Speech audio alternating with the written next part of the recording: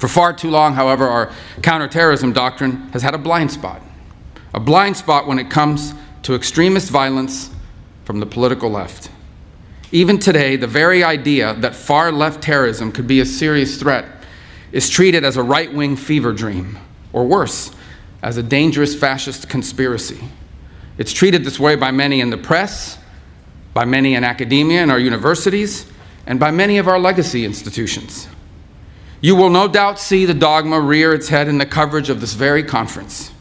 In spite of the clear and the undeniable reality, in spite of the objective numbers and statistics, in spite of the fact that in this room today, there are representatives from across the political spectrum, we will hear that this kind of organized violence and terror will be dismissed. It will be dismissed as a partisan fiction. A whole industry grew up in our countries around the study of extremism.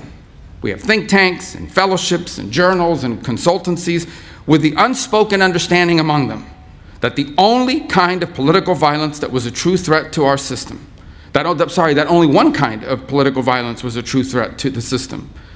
A bomb planted by a neo-Nazi group was a nefarious and murderous act of evil. It is. But a bomb planted by a Marxist revolutionary, well, that's just merely a tragic excess of idealism. Perhaps its means were misplaced or overzealous, but its ends were virtuous and just. That's the implication of how they treat it. For years, this extraordinary ideological prejudice was embedded in the way we talked about political violence and extremism.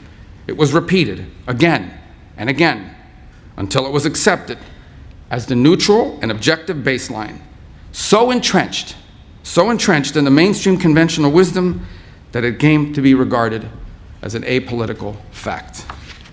It is the reason why, here in my country, so many people in positions of power have repeatedly dismissed acts of violence and even terrorism as legitimate forms of political expression, so long as they served a left-wing cause.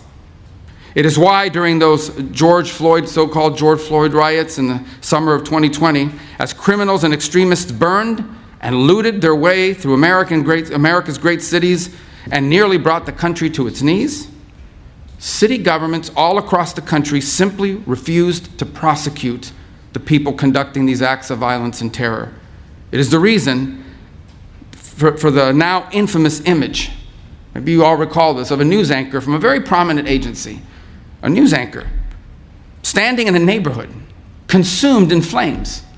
Meanwhile, the chyron on the bottom read that the protests were mostly peaceful.